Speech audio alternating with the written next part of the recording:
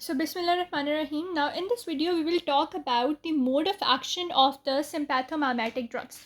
So up till now we have done the general classifications that the drug that mimic the action of the norepinephrine and epinephrine, that are sympathetic neurotransmitters, they are sympathomimetic drugs. And mode of action, it can be stimulatory, it can be inhibitory. So first of all we will do about the G type of G protein coupled receptor, that are also known as GPCR.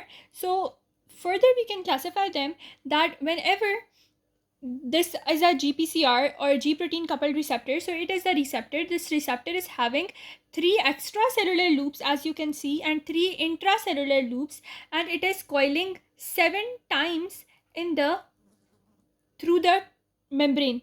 So it is coiling 7 times through the membrane, and it has 3 extracellular loops and 3 intracellular loops, and it is associated with the G protein. Now this is a G protein. It is also known as a heterotrimer. What is a heterotrimer? Hetero means different and trimer means 3 subunits. So it has 3 subunits, and the 3 subunits are very different from each other. They are alpha, that is a big one, the beta and gamma subunits. Now when they are in the resting situation, they have the GDP attached to them. But what happens as soon as an agonist, that agonist is a substance that is going to upregulate the receptor or enhance its action. So whenever an agonist attaches onto the extracellular loops, which are also known as the N terminal of the receptor, it causes structural modifications, and these structural modifications take place in the C terminal, that is the inside 3 loops of the receptor. And what happens, that will cause this G protein substance to be activated. This G protein will be activated, and how it will be activated? Now instead of the GDP, the alpha subunit will separate, and beta and gamma subunit will be together, and instead of the GDP they will have this GTP attached to them. Now this alpha subunit has separated from them, and it is active, and this activated alpha subunit can either go to the phospholipase C, or it can either go to the cyclic the adenylate cyclate. This adenylate cyclate is an enzyme that is going to do 3 things, that it can either enhance or increase the cyclic AMP, or it can decrease the cyclic AMP depending upon the type of the ones. As I told you, the stimulatory is going to increase the cyclic AMP, the inhibitory or the O is going to decrease the cyclic AMP. Now the other thing that it is going to do is, apart from these enzymes, it can also activate certain ion channels and do its function. Now we will talk about the phospholipase C in the first step. Let's have a look at the book.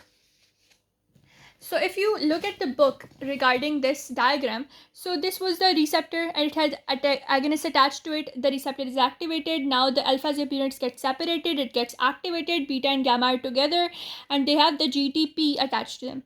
Now this alpha subunit, the activated one, now it goes to the phospholipase C. This enzyme, what it is going to do, it is going to do thing that it is going to break the polyphosphoinositides. The polyphosphoinositides will now be broken down into DAG and IP3. The IP3, this IP3 is going to convert the stored calcium that is stored in the vesicle into free calcium, and that free calcium, it is going to enhance the activity of calcium dependent protein kinase, and we will get an activated protein kinase. So phospholipase C, it is going to break down the polyphosphoinositides into IP3 and DAG. The IP3, it will convert the stored calcium into the free calcium, and it will activate calcium dependent protein kinases, and that one will be activated. Second thing this DAG can do, it will activate the protein kinase C. The protein kinase C will be converted from its inactive form into active form. So IP3 can free the calcium, and that calcium, it is going to activate protein kinase. whereas this DAG is going to directly act upon this protein kinase C and activate it. So this is how the thing is done regarding the phospholipase C. And this phospholipase C is a part of the GQ mode of action. So we have done until now the GQ mode of action, that is a part of the stimulatory drugs. Now we are going to do another one, that is,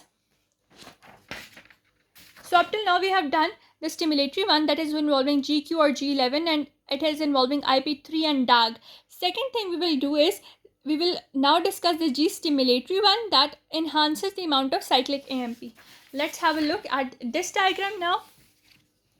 So in this diagram, what you can see is whenever the agonist, it binds to the receptors that are G stimulatory in their function. So the receptors, they get activated. Similarly, you see the alpha subunit has been separated. The alpha subunit now, instead of the protein phospholipase C, it will go to this adenylate cyclase. It will enhance the activity of adenylate cyclase, convert ATP into cyclic AMP. That cyclic AMP will now go to this protein kinase, the R2C2 protein kinase. The reserved will be removed. The C1s will be activated. The 2C will now go to this, enhance the activity of the enzyme. The enzyme will use ATP and convert or form enzyme phosphatized version of the enzyme, and it will produce biological effects. So what was here? That the receptor agonist binds, the GS is activated, the alpha subunits get separated, it is further activated. The adenylate cyclase does its function, converts ATP into cyclic AMP. That cyclic AMP has to produce biological effects by activating this protein kinase, the R2C2, into its active form. R is removed, C is converted, the 2C goes to the enzyme, attaches a phosphate group to the enzyme from the ATP and produces biological effects. So it is a part of phosphorylation cascade. So we have done the G stimulatory action as well. Now we are going to go for the inhibitory one, that is GI or G0, and they are going to decrease the amount of cyclic AMP. Up till now we did cyclic AMP was being increased, but now whenever there are the receptors that are G inhibitory in their mode of action, they have this G protein coupled receptor. That coupled receptor is now similarly going to detach the GDP, attach the GTP, alpha subunit is activated, but instead of activating the adenylate cyclase, they will decrease the function of adenylate cyclase. ATP will not be converted into cyclic AMP and no biological effects will take place. That is the mode of action of the G inhibitory ones. That is the mode of action of the G stimulatory ones. I hope you understood the mode of action of the sympathomimetic drugs. Mode of action of the sympathomimetic drugs has been done. In the next video, we will hop on to the spectrum of the receptors. First of all, we are going to discuss the alpha receptors in the upcoming video on this playlist of the sympathomimetics. I hope you understood each and everything that I wanted to tell you about the stimulatory and the inhibitory type of receptors and their mode of action. We missed this termination portion, so we can always see that this IP3, when it is used up, it gets converted into inositol and the action terminates. Second thing is that the GTP that was attached to this A subunit or the alpha subunit, what happens to it? It gets hydrolyzed and it is again converted into the GDP, and that GDP allows that alpha subunit to be attached to beta and gamma subunits again, and the G protein now gets deactivated or deactivated in its sense. It has been hydrolyzed, it has completely done its function, and now it is ready to be reactivated again by some another agonist.